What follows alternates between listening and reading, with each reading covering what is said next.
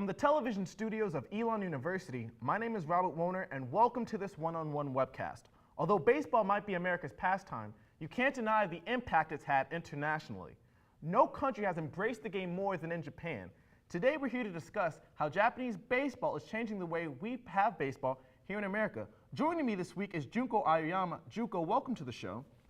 First off, I want to know, how does baseball compare in Japan to America? Well, Robert, Japan has won back-to-back World Baseball Classic titles in 2006 and 2009. They have proven that top talents alone, they can compete with the best in MLB. But at the same time in Japan, you have guys who could be playing in AAA in America, putting up big monster numbers in Japan. Sure. I mean, have you heard of Matt Merton of the Hanshin Tigers? I've not. Tell me about Matt. Well, he used to be a perennial minor leaguer, and this season he came to Japan, and you know what he did? Tell me.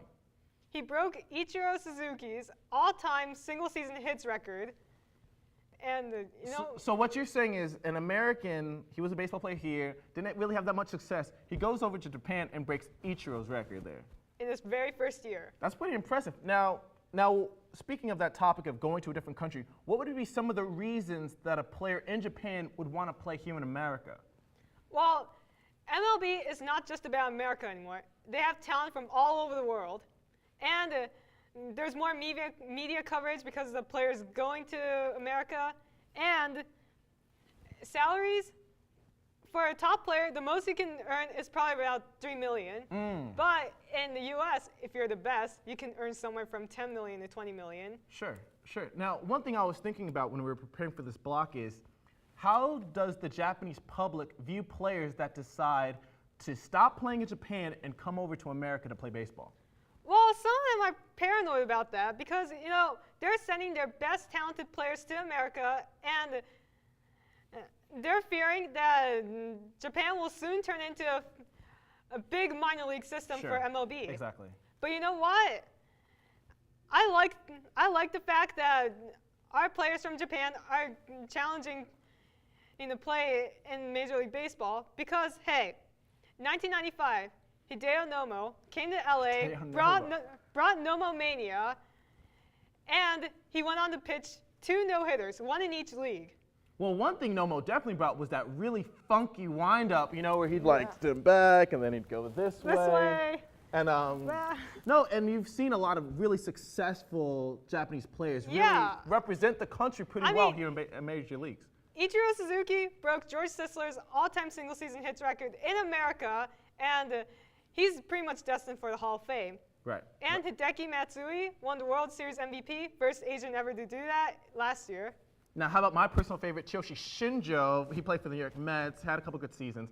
Now, let's move on a bit. Let's talk a little bit about a phenom in Japan. His name is Yu Darvish. Tell me a little bit about him. I don't think our viewers know a lot about him. Okay. Well, Darvish is the bona fide ace in Japan right now.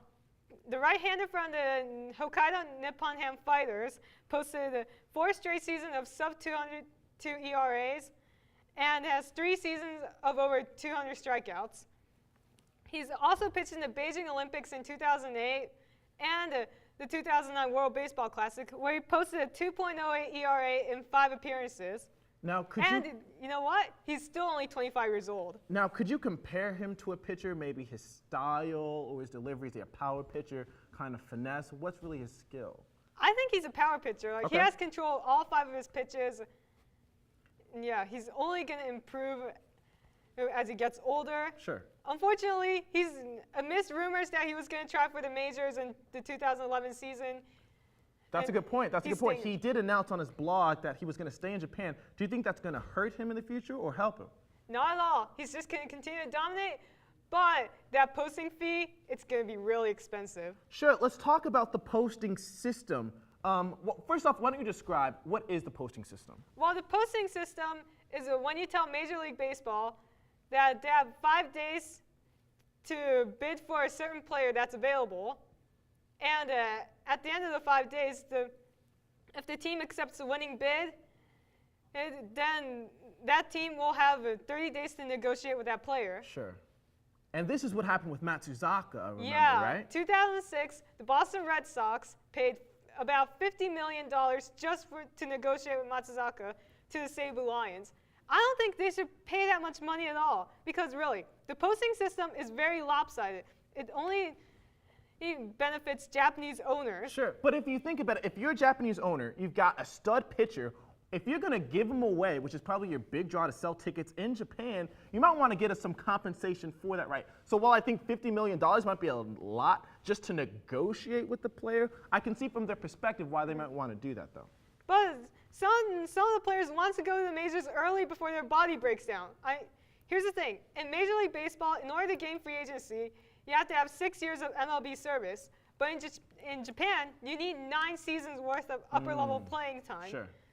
And not everyone's going to come out healthy, and it's virtually impossible to get your very first free agency in your 20s unless you play straight out of high school. Right. So, Junko, as we wrap this up, what do you think the future of Japanese baseball players is going to be in Major League Baseball? Well, I think definitely because of the more exposure to international play, more players are going to go. They're going to make more impact, and that talent gap between Nippon Professional Baseball and MLB, it's going to shrink. I think we got to have you back and talk about this more, but that's all the time that we have for today. Thanks for watching this one-on-one webcast. Check out the other bits we have. And as always, whose side are you on?